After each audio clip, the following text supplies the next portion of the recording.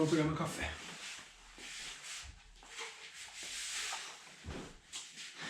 E aí, Guitar Players, tudo bem com vocês? Eu sou o Matheus Luthier, começando mais um vídeo aqui nesse canal que eu falo sobre luthieria, eu falo sobre instrumentos musicais. Você que é chegado nesse assunto, já se inscreve no canal aí, que rola bastante coisa legal aqui. Tem vídeo aqui no canal toda terça e quinta, tá? Quinta-feira eu sempre mostro alguma novidade na bancada, alguma modificação, algum instrumento diferente, sempre tem coisa legal. E tem coisa legal por vir aí, então, chegado nesse assunto, ativa o sininho, dá essa força aqui pra mim continuar trazendo esses conteúdos aqui pra vocês.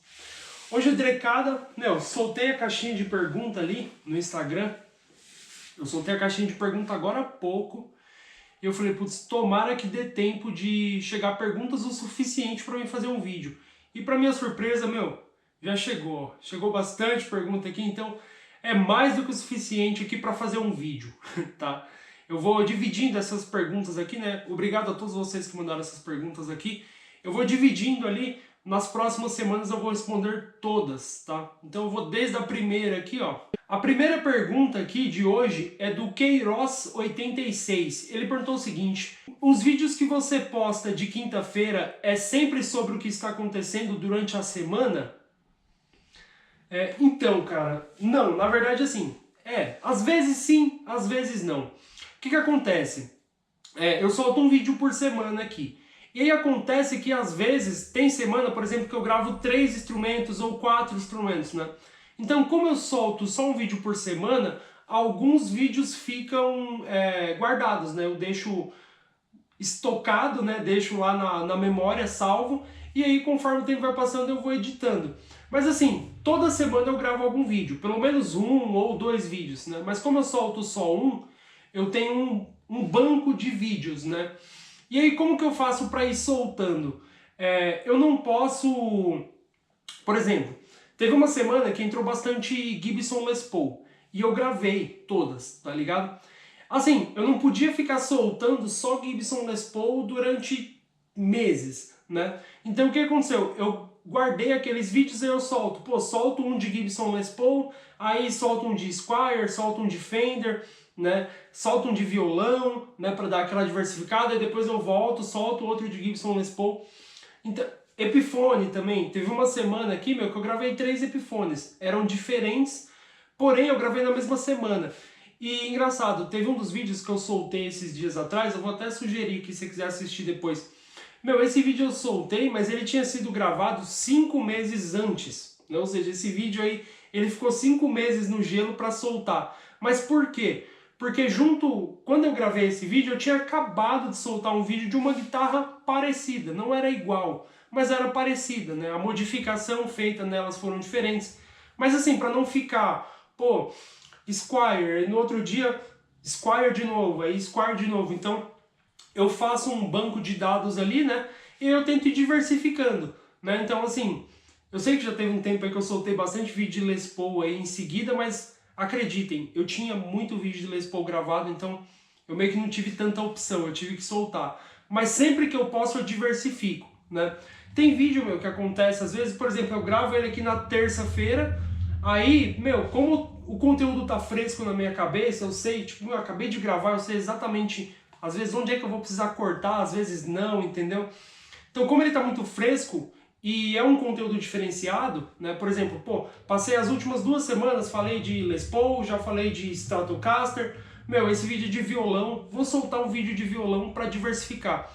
Então, assim, às vezes acontece do vídeo sair no canal e o instrumento ainda tá aqui, e às vezes acontece do vídeo sair 5 meses, 6 meses depois de gravado. Mas normalmente aí é um gap de mais ou menos 1 mês. Normalmente, tá? A próxima pergunta aqui é do Léo Martins Lima. Ele mandou o seguinte: qual foi a guitarra mais bem construída que você já recebeu? Cara, as guitarras, assim, eu tenho uma paixão pelas Gibsons, né? Então, assim, as Gibson Standard, a Les Paul, né, também tem uma particularidade minha, porque eu estou construindo uma Les Paul nesse momento. Eu estou construindo uma Les Paul. Então eu ando muito atento no padrão de construção, das coisas que a Gibson faz, né? Afinal, eles inventaram a parada, é ali que a gente tem que estudar. Por mais que várias marcas façam boas Les Pauls. Mas assim, eu gosto muito de padrão de construção das Gibson Les Paul, mas assim, sem falar delas, porque, claro, elas têm um padrão, tem gente que ama, tem gente que detesta, mas fato é que, assim, elas são bem construídas, tá? A marcenaria, a parte de construção e seleção de madeiramento delas é muito bem construída. Se você pega uma com friso no braço, no corpo, você vai perceber que é primoroso e tal. Enfim, mas, cara, falando de outras guitarras, por exemplo, uma que me surpreendeu muito, que sim, aquela é uma das... Sim, tirando as Les Paul, que aí é um gosto pessoal, né? Que é um gosto pessoal, tirando as Les Paul, aquela Music Man JP6. Eu vou sugerir esse vídeo aqui. É uma guitarra que eu comprei, né? Aliás, eu vendi essa guitarra, já vendi, né? Porque, vocês sabem, aqui no canal eu faço isso, eu compro uns instrumentos usados, dou uma geralzinha, revendo. É uma forma de complementar a minha renda, né? Então a venda de instrumentos é uma forma que eu uso para complementar a minha renda, ali, às vezes no final do mês é bom, né? Então eu comprei essa JP6, né? Dei uma geral nela, fiz um vídeo. Meu, assiste esse vídeo, você vai ver o porquê essa guitarra é tão bem construída. É tudo muito... Ela é confortável demais, é tudo muito bem encaixado, sabe? As cavidades dos captadores, as cavidades da parte elétrica, a montagem da parte elétrica dela é uma coisa assim... Dá pra ver que é feito pra funcionar pra sempre, sabe? É um negócio que é tão bem feito que dificilmente você vai fazer alguma manutenção ali, a não ser que aconteça mesmo alguma fatalidade e quebre, mas é um negócio muito bem feito, tá? Essa aí, sim, é uma das... é a mais bem construída que já apareceu por aqui, que eu já filmei, inclusive, né? Aí, claro, tem a Jane, né, que também já filmei aqui no canal, a Jane 7V do Steve Vai, que também é animal. Por ter uma Floyd Rose, é uma guitarra que exige um padrão de construção melhor para manter a afinação e tudo mais, e aquela guitarra mantém muito bem a afinação, então ali também a gente pode falar daquela guitarra, tá? Bom, você pediu uma, eu falei três aí, né? Mas enfim, cada um com seu gosto. Aí pra Strata, as Fender, né? A Strata, as Fender. A Sur, pô, Sur também, mas... é que Strato é Fender, desculpa. A próxima pergunta aqui é do Lucas Garcia, 434. Cola Tight Bond Premium tem mais resistência do que epóxi, do que resina epóxi, aliás? Cara, a resina epóxi ela é muito resistente. O lance é que cada uma tem uma aplicação, né? Essa Tight Bond Premium que você falou, será que ela é cola para madeira, cara? Se ela for cola para madeira, porque assim, se você estiver colando madeira na madeira, né, madeira com madeira, é melhor você usar uma cola apropriada para madeira, né, no caso a Tight Bond, tá? Agora, se você estiver colando, por exemplo, tem instrumento, né, tem uns violões da Martin, por exemplo, que a escala é de fibra, a escala é tipo como se fosse um plástico, como se fosse uma resina. Se você vai colar uma escala daquela, você já não pode usar cola madeira, porque você tem ali um material que não é madeira, por mais que o braço seja de madeira. Então assim, existem aplicações e aplicações. Se você for colar madeira na madeira e o encaixe estiver justo e bem feito, tiver um bom encaixe, usa cola madeira, que é o melhor, né? Porque ela vai respeitar ali a dilatação da madeira. O lance da resina epóxi é que nem sempre ela respeita a mesma dilatação da madeira. Então, numa variação de clima, pode acontecer da madeira dilatar mais do que a resina e acabar marcando, né? Por isso que a cola madeira ela é própria, né? Ela respeita a dilatação. Então, assim, fato é que existem aplicações diferentes. Onde você vai precisar colar algum material que não seja madeira na madeira, você tem que, por obrigação, usar a resina epóxi. Quando é madeira na madeira, usa cola madeira. Agora, quanto à resistência da resina epóxi, velho, ela é muito resistente. Muito, muito, muito resistente, tá? Não saberia dizer qual das duas oferece mais resistência em circunstâncias normais. Até seria um teste legal a se fazer, colar uma peça com cola madeira e outra peça com resina, fazer uns testes de força para ver qual segura mais. Mas ambas seguram muito bem, tá? Carlos H. Dias, ele mandou o seguinte: qual a altura das cordas na casa 12 de um violão folk que você acha razoável? Cara, essa é uma pergunta que eu recebo muito. Quantos milímetros de altura? Quantos milímetros de altura?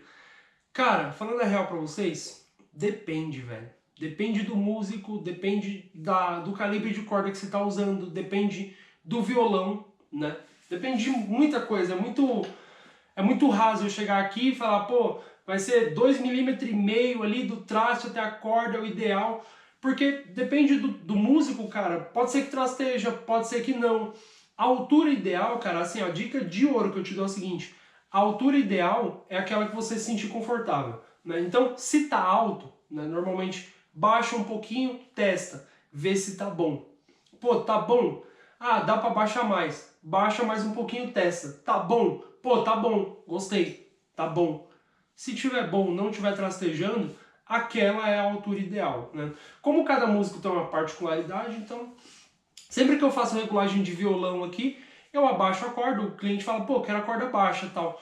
Eu deixo baixa ali no meu bom senso, né? E o cliente testa. Se o cliente falar, pô, pra mim tá bom, tá bom. Agora se o cliente falar, pô, dá pra baixar mais um pouquinho? Aí eu meço ali e tal, tiro, dou uma baixadinha, a gente testa. Aí, às vezes acontece do cliente falar assim, pô, baixa mais um pouquinho. Aí eu baixo mais um pouquinho. Quando coloco lá, aí o cara vai tocar, aí dá uma, não é nem uma trastejada, mas dá uma chiada ali. Aí o cara fala, pô, agora ficou chiando. Aí tem que levantar de novo. Então, assim, a altura de corda é um negócio de, meu, experimentando para você achar qual que é a ideal pro timbre que você quer tirar, né? Pro som, pra levada, aliás, pra levada que você quer tocar, né? Mas eu recomendo que você não bata com muita força, tá? Eu não sou nenhum professor de música, mas real é que um som mais limpo, ele é um som com uma levada mais tranquila ali. E isso, se você tiver uma levada tranquila na mão, vai te ajudar a tocar com corda baixa. A próxima pergunta aqui é do Joseph Robert Souza. Ele mandou o seguinte: fazer curso de luthieria virtual é bom para começar ou é melhor presencial? Cara, eu nunca fiz um curso de luthieria virtual. Eu nunca fiz, né? Nunca aprendi.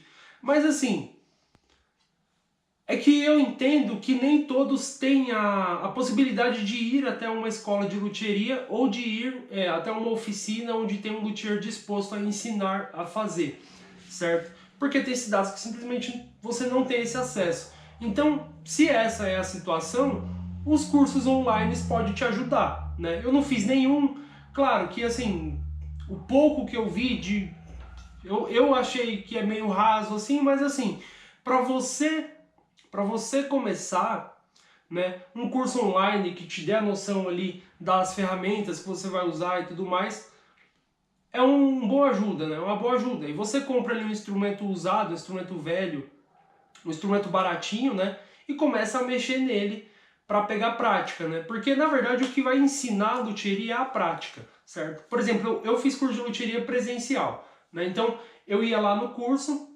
Aí eu aprendi, pô, fazer a parte elétrica de uma Stratocaster, por exemplo. Pô, você faz a parte elétrica desse jeito. Beleza. Quando você está na sua casa com um problema real na parte elétrica de uma Strato, você começa a aprender mais coisas, né? Porque aí você começa a ter os primeiros tropeços ali, você vai, desmonta e você aprende técnicas para desmontar, às vezes para não tirar arregaçando tudo, né? Nos começos é meio frustrante, pode ser que você acabe arranhando a guitarra sem querer, aí você fica, meu Deus, enfim. Mas a prática é o que vai levando à perfeição, entendeu?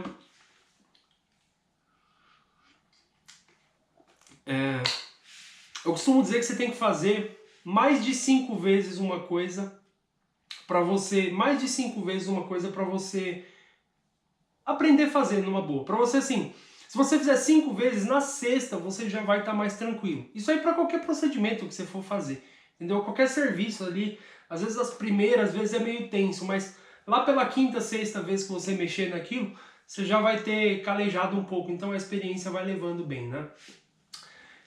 Bom, mas assim, cara, claro, se você tiver acesso a fazer um curso presencial, faça. É melhor. Você vai pôr a mão na massa, você vai pegar a ferramenta, você vai ver, vai.